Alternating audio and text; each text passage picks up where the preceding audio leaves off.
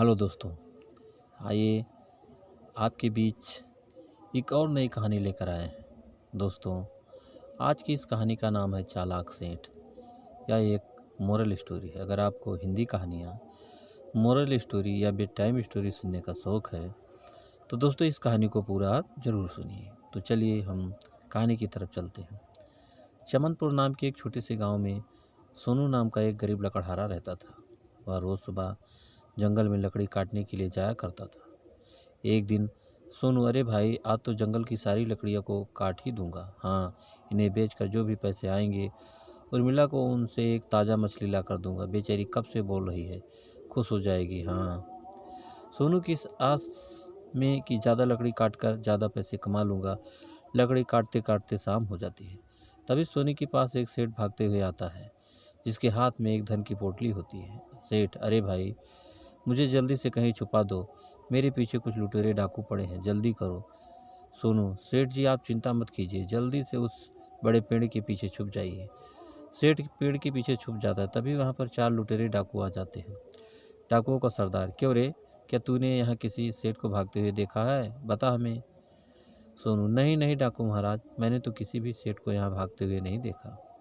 तभी एक डाकू जो तोतला होता है, तोतला डाकू, अले लकड़हारे, तुम तो थत बोल रहे हो ना।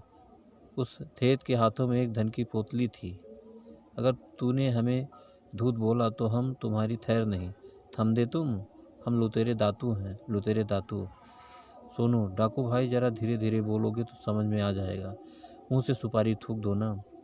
तोतला डाकू, साले मेला मजाक बनाता है, ये तू लुक, मैं अभी बताता हूँ तेले को, जल्दी से उस्ताद को सेठ का पता बता। सोनू, नहीं नहीं डाकू महाराज, मैं यह सच बोल रहा हूँ, मैंने यहाँ से किसी भी सेठ को भागते हुए नहीं देखा है जिनके हाथों में धन की पोटली हो। लगता है आप जिस सेठ की बात कर रहे हैं वो किसी और दिशा में चला गया होगा। तोतला डाकू, उस्ताद लगता है ये लकड़हारा ठीक बोल रहा है, ये सेठ जरूर किसी दूसरी दिशा में गया होगा, चलो यहाँ से। सरदार, अच्छा ठीक है, चलो फिर यहाँ से। वह सेठ बचकर जाना नहीं चाहिए, हमें उनकी धन की पोटली चाहिए। जिसके बाद सभी डाकू वहाँ से चले जाते हैं। तभी सेठ पेड़ के पीछे से निकल कर आता है। सेठ, तुम्हारा बहुत बहुत धन्यवाद भाई, आज तो तुमने मुझे बाल बाल बचा लिया। सोनू, लेकिन सेठ जी आप उन लुटेरों से इस तरह भाग क्यों रहे थे, और वह डाकू आपके ही पीछे क्यों पड़े थे। सेठ, अरे भाई, मैं दूसरे गांव का एक सुनार हूँ। आज मेरी दुकान पर कुछ लुटेरे डाकुओं ने मेरा धन लूटने के लिए हमला कर दिया। बड़ी मुश्किल से मैंने अपनी जान बचाकर भागा और जितना भी धन मेरे पास था सब इस पोटली में बांध लिया और भागते भागते जंगल में आ गया। लुटेरे डाकू भी मेरा पीछा करते करते यहाँ तक आ गए। वो मुझसे मेरा धन की पोटली छीनना चाहते थे। सोनू, सेठ जी वो डाकू आपको ही क्यों ढूंढ रहे हैं, यहाँ आपका ज़्यादा समय तक रुकना ठीक नहीं होगा, आप मेरे साथ मेरे घर चलिए। जिसके बाद वह सेठ सोनू के उसके घर जाता है। तभी सोनू की पत्नी उर्मिला कहती है, उर्मिला जी आ गए आप, मैंने आपसे कहा था ना मुझे आज मछली ही खानी है, और यह क्या, आप किसी को अपने साथ ले आए जी। तभी सोनू अपनी पत्नी को सारी बात बताता है। तभी सोनू की पत्नी सेठ के हाथों में धन की पोटली देती है और उसके मन में सेठ के धन को लेकर लालच आ जाता है। उर्मिला, अरे वाह, इस सेठ की धन की पोटली में तो बहुत धन लगता है, अगर यह धन मेरे पास आ जाए तो कितना अच्छा होगा, हाय मेरे तो मज़े ही हो जाएंगे। उर्मिला, अरे सेठ जी आप चिंता मत कीजिए, आप यहाँ हमारे घर में रुक सकते हैं, लेकिन यहाँ अगर लुटेरे डाकू आ गए तो आपके इस धन की पोटली को तो लूट कर ही ले जाएंगे। आप अपनी धन की पोटली को मुझे दे दीजिए, मैं इसे संभाल कर रख देता हूँ, न जाने कब यह डाकू आ जाए। तभी सोनू अपनी पत्नी के मन के लालच को भांप लेता है। सोनू, नहीं नहीं सेठ जी, आप एक काम कीजिए, मेरे घर में ही गड्ढा खोद कर उसमें ये धन की पोटली छुपा दीजिए, वो डाकू कभी ना जान पाएंगे आपने धन की पोटली कहाँ छुपाई है। सेठ, ठीक है भाई, अगर तुम कहते हो तो मैं अपनी इस धन की पोटली तुम्हारे घर की ज़मीन में गड्ढा खोद कर छुपा देता हूँ। पोटली छुपाने के बाद सोनू, सेठ जी आप आराम कीजिए। तभी सेठ की आग लग जाती है और वह सो जाता है। सोनू जहाँ सेठ ने अपने धन की पोटली छुपाई थी वहाँ खड़ा होकर धन की रखवाली करता है। सोनू, अगर सेठ की धन की पोटली डाकू ले गए तो सेठ के धन के साथ साथ लकड़ी बेचकर साल भर की जमा पूंजी मेरी भी लूट जाएगी। नहीं नहीं, मैं ऐसा नहीं होने दे सकता। इसके बाद सोनू एक पोटली में अपना धन वहीं जंगल में छुपा देता है जहाँ वह लकड़ियाँ काटता था। वहीं ज़मीन में गड्ढा खोद कर वह धन छुपा देता है और वापस अपने घर आ जाता है। थोड़ी देर बाद सोनू के घर पर चारों लुटेरे डाकू आ जाते हैं। डाकुओं का सरदार, अरे वो लकड़हारे, तूने हमें धोखा दिया। वह सेठ तेरे ही घर आया था।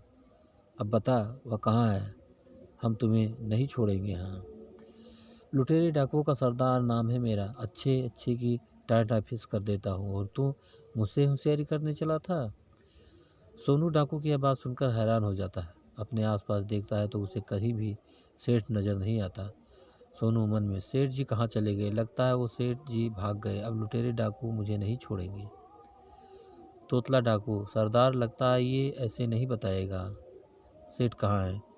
गाँव के लोगों ने सेठ को इसके साथ ही देखा था। चलो धरकर इसे उठाकर अपने साथ लिए चलो। सोनू, नहीं नहीं डाकू महाराज, मुझे नहीं पता कि सेठ कहाँ है, उसकी धन की पोटली कहाँ है। मुझे नहीं पता सरकार।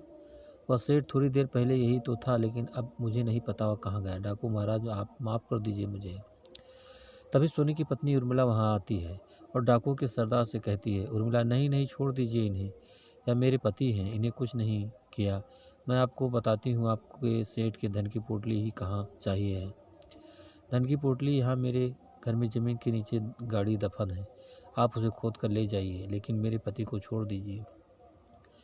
तोतला डाकू, अच्छा तो धन ये सेठ ने धन की पोटली यहाँ छुपाई है। उस्ताद, मैं बोलता हूँ जल्दी से ज़मीन खोद कर निकाल लीजिए धन की पोटली। सरदार, हाँ तुम लोग क्या देख रहे हो, जल्दी से ज़मीन खोदो।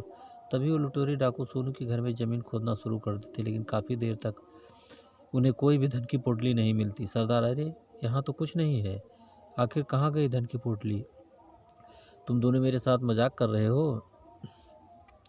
तुम दोनों उस सेठ का धन अकेले ही हड़पना चाहते हो। हम लुटेरे डाकू हैं, हमारे साथ होशियारी करते हो। तोतला डाकू, अरे सरदार, ये दोनों पत्नी हमसे मजाक के मूड में नज़र आ रहे हैं। इन्हें नहीं पता हम कोई मामूली डाकू नहीं हैं, हम लुटेरे डाकू हैं। तोतला डाकू, देखो तुम दोनों सीधे सीधे बता दो कहाँ छुपा रखा है सेठ का धन, वरना तुम दोनों को अपनी जान से हाथ धोना पड़ेगा। तभी यहाँ पर सेठ आ जाता है। सेठ को देखकर सोनू और उसकी पत्नी हैरान रह जाते हैं। तोतला डाकू, अच्छा हुआ सेठ जो तुम यहाँ आ गए, वरना हमारे उस्ताद तुम्हें नहीं तो कहीं से भी ढूंढ निकालते। सेठ, डाकू महाराज, आप इन दोनों मासूम पत्नी को छोड़ दीजिए। उन्हें नहीं मालूम कि मैंने अपना धन कहाँ छुपाया है। जब सोनू की आंख लग गई तो मैं खुद ही उठकर अपने धन की रखवाली करने लगा। उसी समय मैंने तुम्हें आता देख लिया, इसीलिए मैं अपने धन की पोटली उठाकर वहाँ से भाग गया। तुम चलो मेरे साथ डाकू महाराज, मैं आपको अपने धन की पोटली देता हूँ, लेकिन सोनू और उसकी पत्नी को छोड़ दो। इसके बाद सेठ और सोनू उन चारों डाकुओं के साथ जंगल में जाते हैं जहाँ सोनू लकड़ी काटा करता था।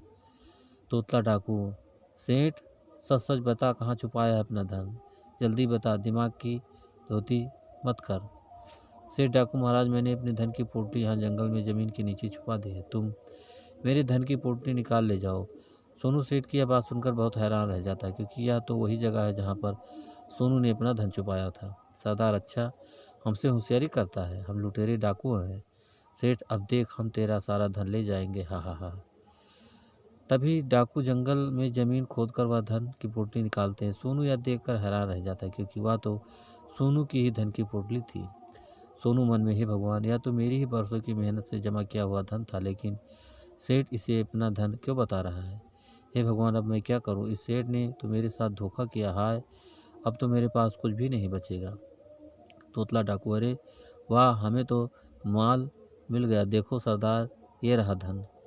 सरदार, हाँ अब चलो यहाँ से, यह धन तो हमारे लिए काफ़ी पर्याप्त था, आखिर हमने सेठ का धन लूट ही लिया। इसके बाद वो डाकू वहाँ से सेठ की धन की पोटली लेकर चले जाते हैं। सोनू, सेठ जी आपने ऐसा क्यों किया? आपने अपना धन न देकर उन लुटेरे डाकुओं को मेरी मेहनत से जमा की हुई पोटली को ले जाने दिया और अपना काफ़ी धन न जाने कहाँ छुपा दिया। यह आपने अच्छा नहीं किया सेठ जी, अब मैं क्या करूँगा? सेठ, अरे अरे सोनू, तुम दुखी मत हो, मैंने तुम्हारे साथ कोई अन्याय नहीं किया है। जब तुम यहाँ जंगल में अपना धन छुपाने आए थे, उसी वक्त मेरी आँख खुल गई थी और मैं तुम्हारा पीछा करता करता यहाँ आ गया था। मैंने सब देख लिया था, लेकिन जैसे ही मैं तुम्हारे घर वापस आ रहा था, मैंने देखा कि वही लुटेरे डाकू गांव के कुछ लोगों से तुम्हारे घर का पता पूछ रहे थे। मैं जान गया था कि अब यह मुझे ढूंढते ढूंढते तुम्हारे घर ही आएंगे, इसीलिए डाकुओं के तुम्हारे घर पहुंचने से पहले अपना छुपाया हुआ धन तुम्हारे घर से निकाल कर ले गया था। लेकिन मुझे मालूम था कि बिना धन लिए लुटेरे डाकू वापस नहीं जाएंगे, इसीलिए मैंने अपने धन की बजाय तुम्हारे धन का रास्ता उन्हें बता दिया, क्योंकि मेरा धन तुम्हारे जमा किए गए धन से कई गुना अधिक था। तभी सेठ अपने कुर्ते की जेब से धन की पोटली निकालता है और पोटली में से काफ़ी सारे सोने चांदी के जेवर सोनू को देते हैं। सेठ, या लो सोनू, तुम्हारा जो धन तुम लुटेरे डाकू ले गए या उनसे कई गुना ज़्यादा है। अब तुम अच्छे से अपनी ज़िंदगी बिता सकते हो। यह देखकर सोनू बहुत खुश हो जाता है। सोनू, सेठ जी मुझे माफ़ कीजिए, मैंने आपके बारे में कितना गलत सोचा।